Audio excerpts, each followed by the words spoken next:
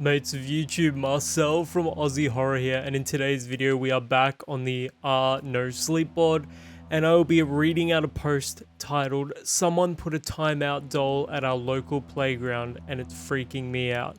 So if that sounds good to you, let's get into the video. It all started a week ago. Someone put a timeout doll at our local playground. If you're not familiar, they're life-size dolls that look like children in timeout or playing hide and seek. Yeah, the ones that go like this.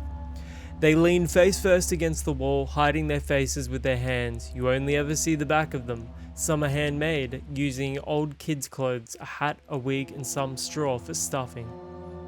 The first time I saw one at the playground, I thought it was a real kid. So did my 5-year-old. He went up to the thing and asked, "Want to play hide and seek?" It didn't move. I watched from the bench, fear sinking in. Why isn't that kid moving? He or she, it was hard to tell from the longish blonde hair and bucket hat, was leaned against the green plastic tunnel that Ryan liked to crawl through, just standing there, totally still. But as I approached, I saw the plasticky shine of its curly blonde hair, the snow-white neck poking out from its shirt's collar. I raised my hand and slowly gave it a poke. The snow-white neck poking out from the shirt's collar. I raised my hand and, slowly, gave it a poke. It wobbled against the tunnel. It's a doll. My stomach dropped. Is this someone's idea of being cute? It felt like something an 80-year-old granny would do. The type that likes Precious Moments figurines and buys those hyper-realistic baby dolls. Or maybe it's a prank. I could see a group of teenagers leaving it here, just to freak out parents. Maybe they hide in the bushes and film people's reactions and put it on their TikTok or something. Either way, it creeped me out. Just standing there, totally still, leaned up against the tunnel like that. Its face lined up perfectly with one of the circular holes cut into the tunnel wall, like it was peering inside. "What is it?" Ryan asked, staring at it. "It's a doll. They call them timeout dolls because they look like they're in timeout," I replied. "Oh." Then he got on his hands and knees and, before I could stop him, scooted into the tunnel. "Ryan!" "Hi," he said, his voice echoing in the plastic. "Do you want to play?" "Come on." "It has no face. Why does it have no face?"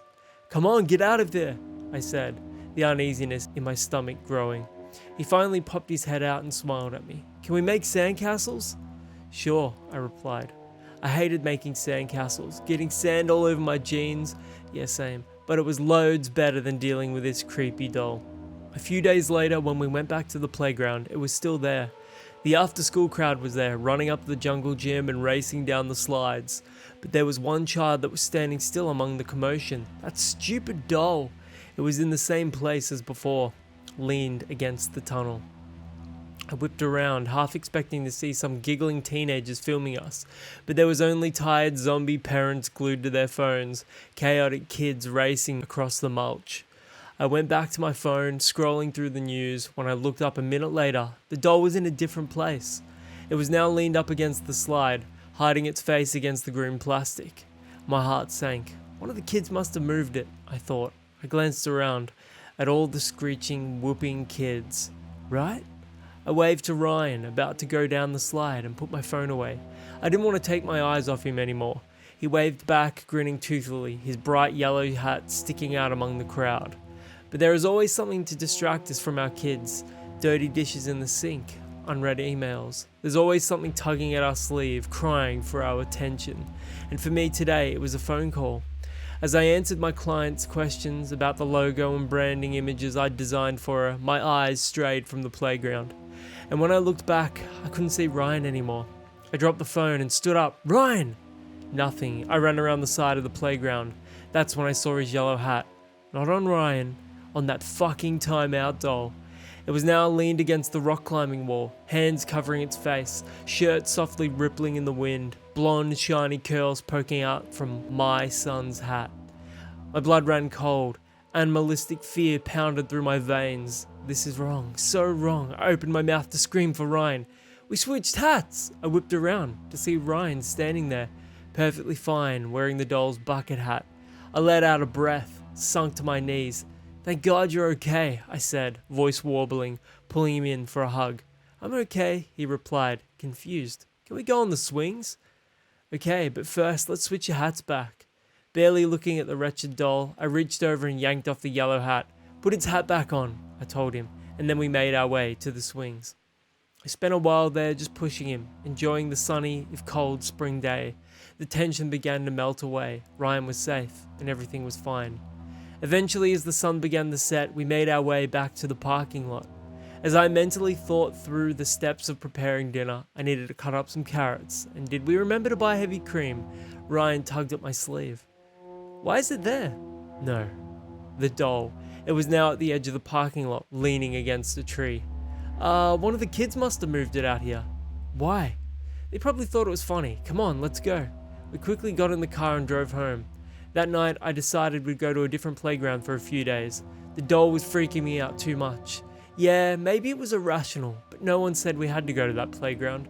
I'd take him to the one in Edgewood tomorrow. As I put Ryan's hat away, I noticed several strands of curly blonde hair stuck inside.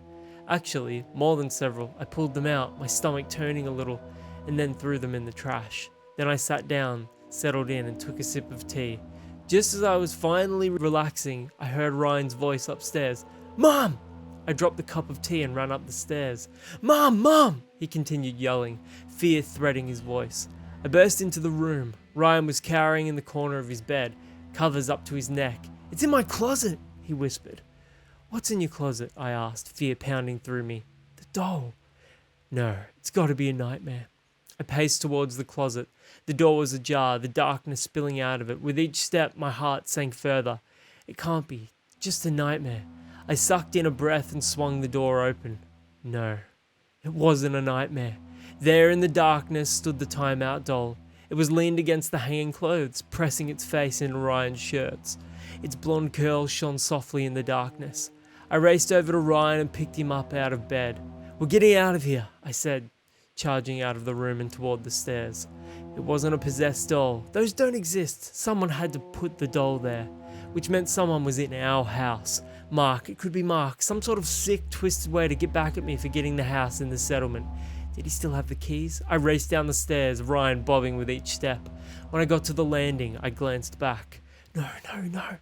The doll was at the top of the stairs now, face pressed into the wall. I raced to the front door, grabbed the doorknob, yanked it open, glanced back. The doll was on the landing. Was that a shadow next to it? Someone standing there?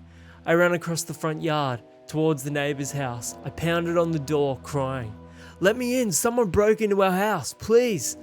As I took a final glance at our house, I saw the doll leaned against the oak tree in our front yard. The police didn't find anything. No doll, no evidence of a break-in. With nothing to go on, they left, telling me they'd call if they got in touch with Mark. Ryan and I are staying at our friend's house for a few days, while we got our bearings and try to figure out what's going on here. But I'm worried, because last night when I went to check on Ryan to see if he was asleep yet, I found an empty bed. Ryan was standing in the corner of the room, leaning against the wall, hands over his face. "What are you doing?" I whispered, tugging at his arm. "Go back to bed, now." He turned towards me, hands still pressed against his eyes. "He isn't in timeout, Mummy," he said. I stopped in my tracks. "What?" "He's playing hide and seek," he continued.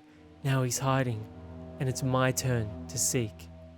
Thank you guys for listening to me read this story, or this post, by BlairDaniels, a user on the No Sleep board on Reddit. If you liked it, don't forget to give the video a thumbs up and subscribe to this channel for more content like this, and film reviews as well. Horror film reviews, I should specify.